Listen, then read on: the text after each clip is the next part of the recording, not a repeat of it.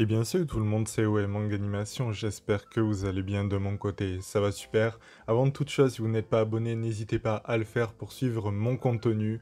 Et donc cette semaine, on va découvrir les nouvelles licences du mois de juillet 2021 qui sont assez chargées, donc il y aura deux vidéos exceptionnellement cette semaine pour les nouvelles licences, une aujourd'hui donc le lundi et une qui sera postée donc mercredi parce qu'au total, il y a plus de 13 nouvelles licences. Et bien on va commencer avec Mangetsu qui va frapper très très fort avec la réédition de Tomie de Junji Ito, l'un des grands maîtres de l'horreur pour ceux qui ne connaissent pas. Et bien le synopsis, c'est des élèves qui massacrent une jeune fille sans raison. Un couple de personnes âgées sans histoire se comporte étrangement. Un médecin obsédé par une patiente. Une jeune fille subit une greffe et devient peu à peu l'exacte réplique de la donneuse. Tous ces phénomènes étranges ont la même explication. Tomie. Tomie, la beauté suprême incarnée dans un démon, aussi belle que froide. Tour à tour, enjôleuse et capricieuse. Une fois prise dans ses filets, plus rien ne vous séparera, pas même sa mort. Ça a l'air juste d'une folie, moi je trouve Mangetsu frappe extrêmement fort avec un assez beau format de ce que j'ai vu des photos, ça a l'air vraiment excellent et vous allez voir il y a d'autres licences de leur part.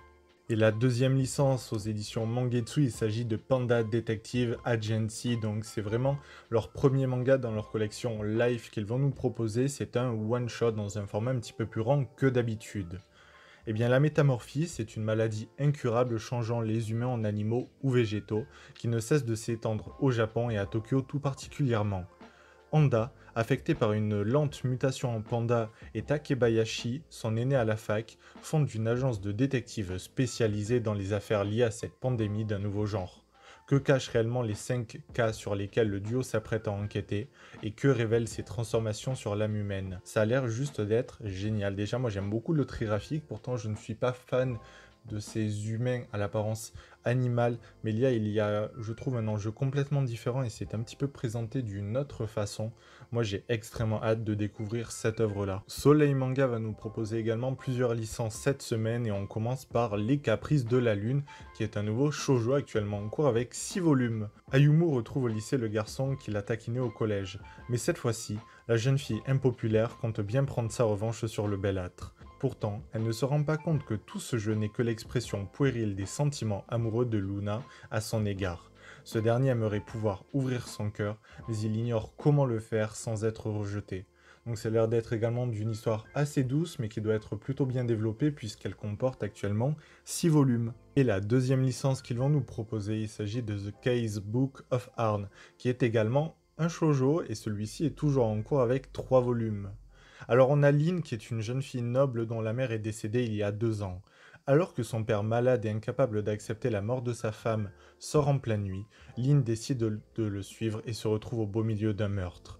Elle va alors faire la rencontre d'Arn, un vampire détective qui manipule les pouvoirs surnaturels. Ils vont devoir agir ensemble pour résoudre ce macabre mystère. Donc c'est un shoujo mais qui a l'air d'être quand même assez mature sous fond de tragédie, donc voilà, de type suspense fantastique. Aux éditions Doki Doki, on va retrouver une toute nouvelle licence The Cave King actuellement avec 2 volumes. Dans ce monde, tout le monde naît avec un emblème permettant d'utiliser la magie. Un arc peine à utiliser Il, 17e prince du royaume de San Fares. Rejeté par sa famille, Il se voit exilé le jour de ses 15 ans sur une île isolée, faite de roches inhospitalières, où il découvre de nombreux ossements à l'air libre. Souhaitant les enterrer, tout à coup, son emblème s'active et une voix lui annonce qu'il est devenu le roi des grottes. Des capacités extraordinaires apparaissent en lui, permettant de créer toutes sortes d'artefacts grâce aux minerais qu'il extrait. Alors que Il commence son exploration de cette île pleine de dangers, un navire de gobelins s'échoue sur les côtes.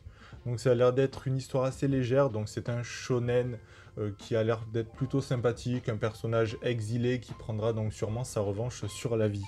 Les éditions Nobi Nobi vont nous présenter leur nouvelle licence, c'est L'Effet, Le Roi Dragon et moi en chat. Donc c'est une licence qui a l'air d'être quand même assez décalée, donc c'est un shoujo kids qui est donc principalement pour un public un petit peu plus jeune. Donc pour le synopsis, eh bien ma vie n'était pas si simple à cause d'elle, et maintenant je me retrouve dans un autre monde, elle en prêtresse adulée et moi, abandonné dans une forêt hostile et entouré de fées. Qu'est-ce que j'ai fait pour mériter ça? Ruri est une étudiante belle et brillante, mais dont la vie est gâchée par son amie d'enfance, Azahi. Choyée par son entourage, cette dernière s'attire toutes les faveurs, laissant Ruri subir le blâme quoi qu'elle fasse. Mais son destin va changer le jour où elle se retrouve invoquée avec Azei dans un autre monde. D'abord persécutée puis chassée du palais où elle a été appelée, la jeune fille va vite découvrir que désormais, elle a le pouvoir de changer les choses car elle attire à elle une multitude de fées qui représentent la magie dans cet univers étrange. Donc c'est une histoire, je pense, assez sympathique pour un public un petit peu plus jeune. Alors là, c'est une chose que je vais vous présenter, mais c'est un manhwa, c'est assez différent. Déjà, le format a l'air d'être quand même assez exceptionnel. Vu le prix, ça comporte actuellement 2 volumes, et il s'agit de La plus belle couleur du monde. Donc on a Rusheng qui est en 3ème 2, et c'est la classe avec l'option Beaux-Arts. À part le dessin et les cartes à collectionner, il n'est intéressé que par une chose, attirer l'attention de Yoon, une élève brillante qui, en plus d'être assez mignonne, maîtrise parfaitement le dessin et les couleurs. Rusheng aime bien Yoon. Elle est douce et talentueuse, mais il se demande parfois s'il ne se passe pas quelque chose entre elle et le beau gosse de la classe, Wen Jun. Il faut dire qu'il a tout pour plaire, il est grand, ses parents sont riches et lui rapportent tous les gadgets dernier cri du Japon. Il est bon en sport et il arrive même à se débrouiller en dessin. Tous les trois voudraient d'ailleurs pouvoir entrer à l'Académie des Beaux-Arts l'année prochaine. Les places sont limitées et il faudra redoubler d'efforts. Mais même en se donnant en fond, on ne peut empêcher les coups du sort. La vie est faite d'aléas, de hasard, tout arrive et parfois, le talent et le travail ne suffisent pas pour réaliser ses rêves. Donc ça a l'air d'être une histoire assez douce, donc classée voilà comme tranche de vie, émotion. J'ai vraiment hâte de découvrir cette œuvre-là, de la voir donc en magasin pour découvrir un petit peu le format. Eh bien c'était Wewe Manga Animation, j'espère donc que cette vidéo nouvelle licence vous aura plu. On se retrouve dès mercredi pour la deuxième qui va vous présenter donc 6 nouvelles licences qui sortiront donc à partir du jeudi, parce que là je vous ai présenté celle jusqu'à mercredi, et donc on se retrouvera pour la deuxième partie. Si la vidéo vous a plu, comme d'habitude, n'hésitez pas à vous abonner, à mettre un j'aime et à me dire quelles sont les licences qui vous intéressent le plus, et puis on se dit à la prochaine.